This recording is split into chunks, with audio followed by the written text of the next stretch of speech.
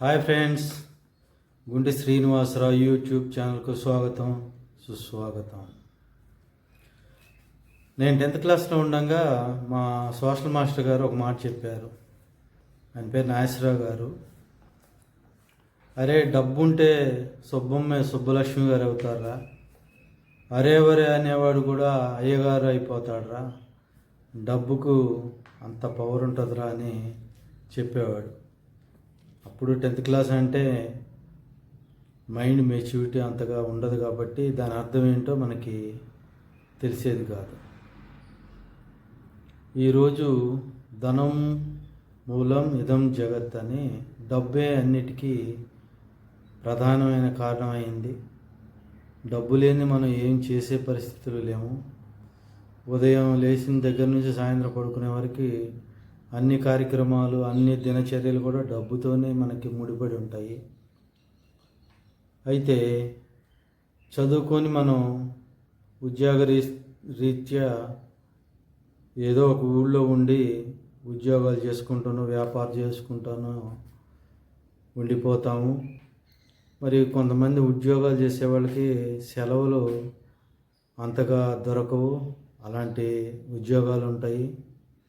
లేదా సొంతంగా వ్యాపారం చేసుకునే వాళ్ళు కూడా కొన్నిసార్లు వ్యాపార రీత్యా, ఎందుకంటే కోట్లు పెట్టుబడి పెట్టుకొని ఉంటారు కాబట్టి వాళ్ళు వ్యాపార రీత్యా వాళ్ళ స్నేహితులకి కానివ్వండి, వాళ్ళ బంధువులకు కానివ్వండి, ఒక్కోసారి అంతెందుకు తల్లిదండ్రులకో, ఇంట్లో భార్యకో, లేకపోతే పిల్లలకో ఫోన్ చేసేంత టైం కూడా ఉండని పరిస్థితులు ఉంటాయి.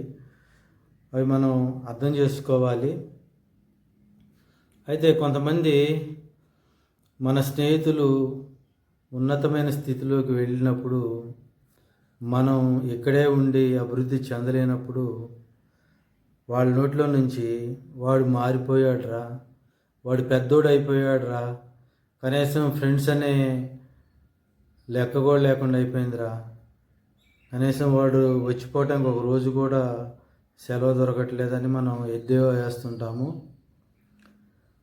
స్నేహితులు మనతోని గడిపే టైం తగ్గిందని మనం వాళ్ళని నిందించటం సబబు కాదు. వాళ్ళు మారిపోయారంటూ వారిని అనడం కూడా సబబు కాదు. మనం ఎందుకు వారితో సమానంగా ఎదగలేకపోయాము, మనం ఎందుకు వారితో సమానంగా బిజీగా ఉండలేకపోయాము అని ఆత్మపరిశీలన చేసుకోవటం ముఖ్యం. మన స్నేహితులు ధీటుగా మనం కూడా ఎలాంటి అభివృద్ధి చెందాలి, మనం అభివృద్ధి చెంది ఎదుటివారికి ఆదర్శంగా ఎలా ఉండాలి అనే ఆలోచన చేయాలి. జీవితంలో ముందుకెళ్ళేందుకు, జీవితంలో ఉన్నత శిఖరాలను అధిరోహించేందుకు ఎల్లవేళ మన ఆలోచనలు ఉండాలి. కానీ మన ఫ్రెండ్ అభివృద్ధి చెందాడు, మనతో టైం స్పెండ్ చేయట్లేదు, వాడు మారిపోయాడు అనే మాటలు మన నోట్లోంచి రాకూడదు. మన అభివృద్ధిని చూసి ఒకరోజు సెలవు పెట్టుకొని వచ్చి మనతో గడిపే విధంగా మన జీవితంలో ఉన్నత స్థాయికి ఎదగాలి. ఆ విధంగా మన ప్రయత్నాలు మొదలెయ్యాలి. ఈ వీడియో చూసి కొంతమంది అయినా స్నేహితుల విషయంలో, ఉద్యోగస్తుల విషయంలో ఆలోచన చేసి వాళ్ళని అపార్థం చేసుకోకుండా ఉంటారని నా చిన్న ప్రయత్నం. నా వీడియో నచ్చినట్టయితే లైక్ చేయండి, షేర్ చేయండి.